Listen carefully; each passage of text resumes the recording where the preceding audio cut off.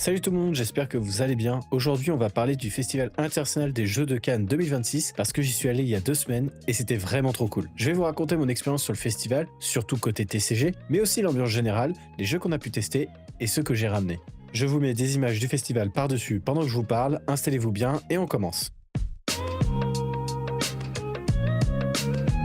Pour ceux qui ne connaissent pas, le Festival international des jeux, c'est le gros rendez-vous jeux de société en France et il a lieu chaque année à Cannes, au Palais des Festivals. Cette année, ça se déroulait du vendredi 27 février au dimanche 1er mars. C'est un festival que je connais depuis des années, que je voyais passer sur les réseaux sociaux, avec notamment la fameuse cérémonie de l'As d'Or, le prix qui récompense les jeux de l'année dans diverses catégories. Le fichier immense entre l'intérieur du palais rempli de stands et l'extérieur avec ses barnums, on peut facilement y passer la journée sans s'en rendre compte. Niveau prix, j'étais très étonné parce que c'est super raisonnable pour un événement de cette taille. C'est 10 € la journée, 6 € la demi-journée à partir de 14 h jusqu'à la fermeture à 19 h. Et c'est surtout gratuit pour les moins de 16 ans. Donc forcément, il y a énormément de familles, d'enfants, ça donne une ambiance très vivante, très accessible et détendue. Pour ma première fois là-bas, j'y suis allé le vendredi et le samedi avec ma sœur, son copain et le meilleur pote de son copain que vous connaissez peut-être si vous suivez Rainbow Six Siege sur YouTube, One Shooter. Happy or unhappy. It is how we are responding to those things.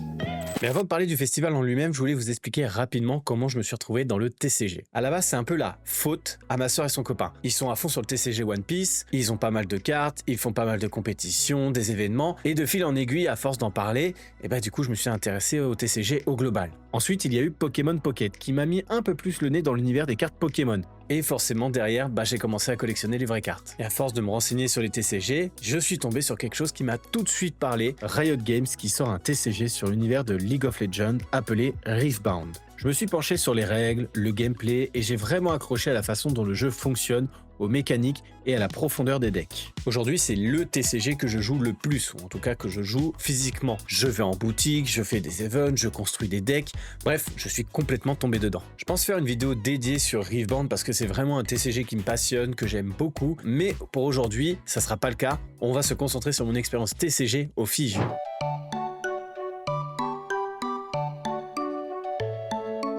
On va commencer par ce qui a été pour moi la meilleure initiation du festival, c'est le TCG Pokémon. Et je dis pas ça parce que c'est Pokémon spécifiquement. J'avais déjà joué en ligne, mais c'était vraiment la première fois que je jouais en physique et que je faisais une vraie initiation. Et franchement, c'était vraiment top et bien organisé. On s'assoit à une table, on a quelqu'un avec nous du début à la fin pour expliquer les règles, nous aider si on bloque, nous donner des petites astuces de jeu. On ne nous balance pas le deck et débrouille-toi. On est vraiment accompagné. En plus, on repart avec un deck de démonstration plus un pins Pokémon vraiment sympa. Donc rien que pour ça, ça vaut le coup. Si vous voulez découvrir les TCG ou même initier des enfants, Pokémon c'est une valeur sûre, autant sur le gameplay que sur la pédagogie. Ensuite, on a pu faire du Riftbound, le TCG de League of Legends. Ce n'était pas une découverte totale pour moi, mais c'était vraiment cool de voir comment ils géraient l'initiation sur le festival. On a pu découvrir les cartes en français, voir comment les règles étaient expliquées aux nouveaux joueurs, et ensuite jouer tranquillement. Ce qui était bien, c'est qu'on pouvait tester des decks qu'on n'a pas forcément l'habitude de jouer. J'ai eu un deck Yasuo que je n'avais jamais joué avant, et c'était bien cool de le découvrir comme ça. Par contre, il y avait quelques couacs de traduction, notamment sur le Traveling Merchant, où l'effet n'était pas indiqué sur certaines cartes,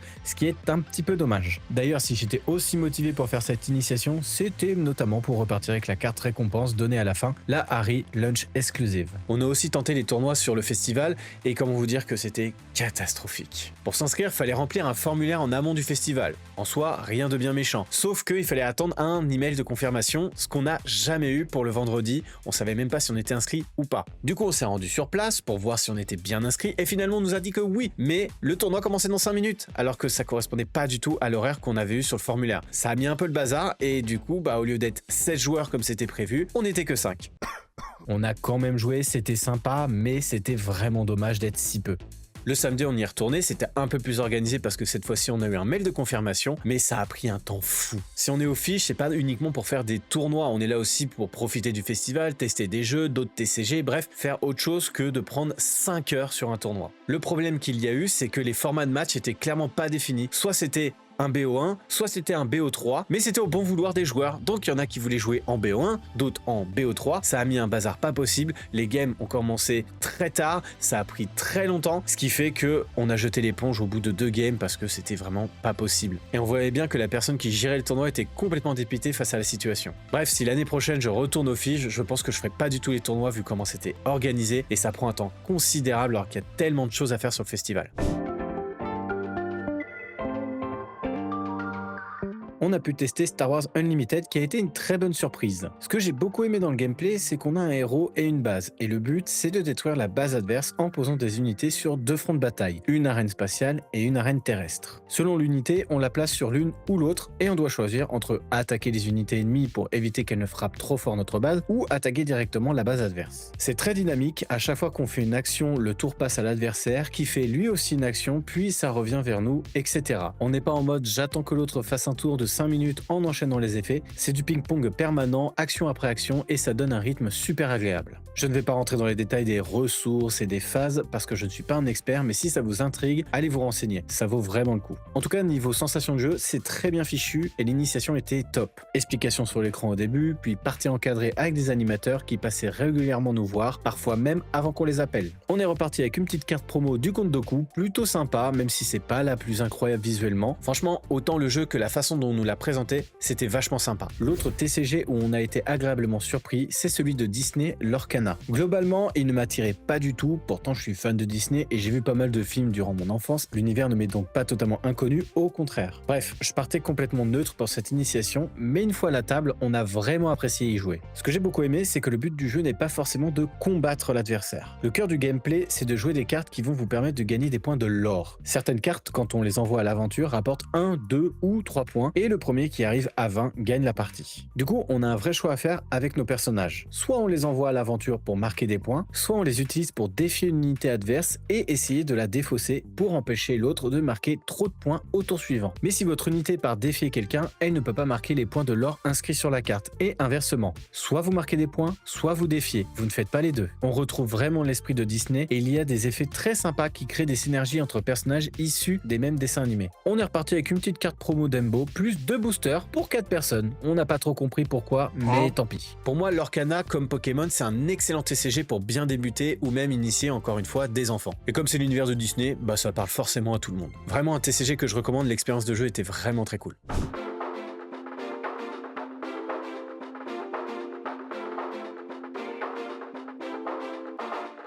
On en arrive à One Piece TCG qui a été l'une des pires initiations du festival. Pour vous dire, je l'ai même pas filmé. Mais il faut bien distinguer le jeu de l'initiation et lui, le jeu, bah, il était vraiment très cool. Concrètement, voilà ce qui s'est passé. On nous a installé une table, le matériel disposé devant nous et le gars est parti sans rien nous expliquer. Il est revenu 10 minutes plus tard pour savoir si on s'en sortait et heureusement qu'on avait ma soeur et son copain à table qui nous ont expliqué les règles du jeu parce que sinon, je pense qu'on se serait regardé dans le blanc des yeux à rien faire. En plus, le jeu est pas si compliqué que ça quand on a quelqu'un qui explique bien les règles. Ce que j'apprécie beaucoup, c'est que dans ce TCG, les règles et les effets de cartes sont vraiment très clairs. On n'est pas là à se poser des questions en mode est-ce que j'ai bien fait l'effet? Est-ce que je peux le faire là? Tout est bien expliqué et même en français. Les illustrations des cartes sont vraiment très belles, même sur des cartes dites basiques. Je compare un peu à Riftbound, mais One Piece est clairement plus rapide, plus clair et il n'y a pas de problème de ruling. Les problèmes de ruling, pour ceux qui ne connaissent pas, c'est les interprétations de règles. Le jeu est plutôt facile d'accès, mais clairement plus difficile à maîtriser si on veut vraiment se faire un deck très optimisé. Je pense que c'est un peu comme tous les TCG, mais j'ai vraiment ressenti ça sur celui-ci.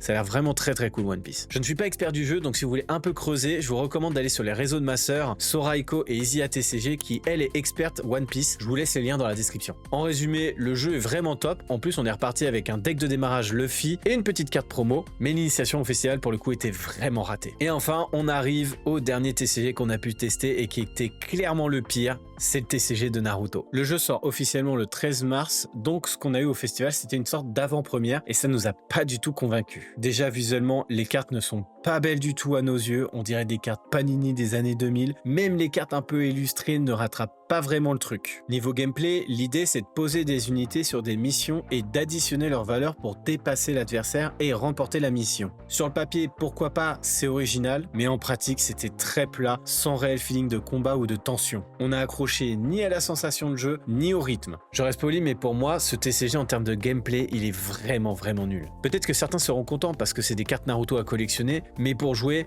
je parie vraiment pas sur un gros succès. Pour résumer rapidement côté TCG, pour initier des enfants ou des débutants, Pokémon et Lorcana, c'est vraiment top. Pour les joueurs plus confirmés, Riftbound, Star Wars Unlimited et One Piece, si l'initiation est bien faite. Et enfin, pour Naruto, vous l'aurez compris, vous pouvez passer votre chemin. Maintenant, parlons un peu plus du festival en général parce que ce n'était pas que du TCG. Comme j'ai pu le dire en début de vidéo, le Fige est vraiment immense. Il y a une grande partie à l'extérieur, juste en bord de plage, avec des stands, des animations, des espaces pour jouer. Et à l'intérieur, tout le palais des festivals est investi avec différents halls. Il y a une grande zone avec des jeux de société pour enfants, mais pas seulement. C'est aussi l'espace des jeux dits débutants, plus accessibles, avec des puzzles, des jeux familiaux, des initiations. Et au niveau -1, on a la plus grosse partie du festival, énormément de jeux de société, des jeux d'ambiance, mais aussi des jeux plus complexes, des jeux de rôle, des wargames et globalement tout ce qui est un peu moins accessible au grand public. Les couloirs ne sont pas très larges, donc quand il y a beaucoup de monde, surtout l'après-midi, ça bouchonne un peu, mais une fois qu'on est assis sur une table, on est dans notre bulle et on peut vraiment profiter du jeu. À l'extérieur, il y avait aussi un petit escape game, les loups-garous de Tierce-Lieu, avec la SNCF qui avait l'air super sympa. On a voulu s'inscrire, mais c'était déjà complet, même pas 10 minutes après l'ouverture, surtout parce qu'en fait, les passes privilèges accèdent au festival 1 heure avant le grand public, donc c'est eux qui vont directement tout réserver. Donc si vous voulez vraiment faire ce genre d'activité, il faut envisager de prendre un pass privilège. Mais au-delà de l'organisation et des espaces, ce qui marque vraiment au Fige, c'est l'ambiance. Elle est vraiment très particulière et difficile à décrire. Les personnes qui présentent les jeux sur les stands sont vraiment là pour vous. Bien sûr, ils sont là pour vous donner envie d'acheter leur jeu, mais ils prennent vraiment le temps de bien vous expliquer, de s'assurer que vous avez passé un bon moment. On sent qu'ils aiment ce qu'ils font et qu'ils veulent vous transmettre cette passion. C'est ce genre d'événement où personne ne vous juge, que vous soyez un expert ou un complet débutant, tout le monde est bienvenu. Petit moment légendaire lors de ce week-end, le vendredi soir quand on s'est installé au Airbnb, on a voulu ouvrir un petit peu les choses qu'on avait soit récupérées, soit achetées. Et là je décide d'ouvrir pour la première fois un booster One Piece. Je l'ouvre tranquillement, je regarde les cartes et je tombe sur une carte à 700 €. Fils De quoi? putain, merci. Mais ça me dégoûte! Non, en vrai, moi, Mais ça dégoûte, ça, en vrai! Dis-toi que ça, là, Ça, c'est un peu enfin, beaucoup. t'es à l'aise. Hein, Par pour le case, faire, t'en as donc, 2 par case en fait. Toi, t'es cocu, toi. J'appelle Marie. Marie, t'es chez toi, j'espère. Oh, Marie, si tu savais, on va devoir discuter. Du coup pour l'instant la carte est chez eux parce que c'est eux les experts One Piece. L'idée c'est de la vendre parce que moi je ne joue pas du tout à One Piece et avec cet argent ça va me permettre de financer mes futurs achats sur Rivebound. Même si on était orienté très TCG, je n'ai évidemment pas pu repartir sans jeu de société. Je remercie ma soeur et son copain qui m'ont offert ces 3 jeux à l'occasion de mon anniversaire pendant le festival. Ça m'a fait extrêmement plaisir. Maintenant, voici la liste. Uno Liars, c'est une version du Uno où on peut mentir. Le principe est simple, on joue comme au Uno classique, mais on peut désormais jouer une carte face cachée en annonçant ce qu'elle est censée être. La vérité ou le mensonge, c'est vous qui choisissez. Et n'importe quel autre joueur peut vous challenger. Si on prouve que vous avez menti, vous récupérez votre carte et en piochez une en plus. Mais si vous disiez la vérité, c'est le challenger qui pioche. Il y a aussi une carte spéciale. Bref, c'est du Uno avec une couche de bluff et de poker et ça promet des parties très animées. Le deuxième jeu, c'est Lego Brick Like This, un jeu de société Lego qui me faisait de l'œil depuis un moment, à la fois parce que c'est Lego et parce que le concept est vraiment original. Le principe est simple, on joue en équipe et dans chaque équipe, il y a un chef de chantier et un constructeur. Le chef de chantier voit une carte modèle qui représente une construction Lego et il doit l'expliquer au constructeur sans la lui montrer. Le constructeur, lui, de son côté, doit assembler les briques Lego pour reproduire le modèle le plus fidèlement possible, uniquement grâce aux instructions reçues. Chaque partie peut aussi avoir des cartes défis qui viennent un peu corser les choses, construire les yeux fermés, n'utiliser qu'une main, ou encore que le chef de chantier ne peut répondre que par oui ou non. C'est un mélange de rapidité, de communication et de fou rire, donc j'ai vraiment hâte de pouvoir le tester. Et enfin, le dernier jeu que je vais pas forcément rentrer dans les détails parce que je pense que tout le monde le connaît, c'est le Time's Up, mais celui-ci c'est l'édition du Fige. Time's Up c'est vraiment un jeu que j'adore parce que c'est un jeu que j'ai pu faire en famille où on a pu se taper des fous rires pendant des repas, des réunions de famille. C'est vraiment un jeu où j'ai un super souvenir avec, donc il fallait forcément que je prenne cette édition spéciale. Merci d'avoir regardé cette vidéo jusqu'au bout, j'espère que ça vous a plu. Vraiment, je pense que cette vidéo c'était vraiment l'occasion surtout de vous parler du TCG pour vous introduire un peu à cette passion que j'ai eue récemment pour les TCG, notamment le fait que je joue beaucoup à Rivebound maintenant. C'est un TCG que j'aime beaucoup, déjà parce que c'est l'univers de League of Legends que je connais, mais aussi parce que les mécaniques sont hyper sympas à jouer comme j'ai pu le dire. Après il y a aussi les cartes Pokémon, mais là c'est plus de la collection parce que vraiment j'ai un gros affect pour Pokémon, c'est vraiment une licence que j'aime beaucoup. Mais il n'y avait pas que le TCG, il y avait aussi les jeux de société que je voulais parler, que j'avais déjà pu parler dans une présente vidéo, mais un petit peu plus ici. La vidéo sur le Fige, c'était vraiment l'occasion de vous parler un peu de ces deux univers, le TCG et le jeu de société que j'aime beaucoup. N'oubliez pas de vous abonner si c'est pas déjà fait, de mettre un pouce si ça vous a plu. N'hésitez pas à me dire en commentaire si vous avez un jeu de société de cœur, si vous avez un jeu de société récent qui vous a plu, ou même si vous êtes joueur de TCG sur lequel vous jouez. Je serais vraiment curieux de savoir. On se retrouve très bientôt pour une nouvelle vidéo, pour un nouveau stream ou sur les réseaux. Salut!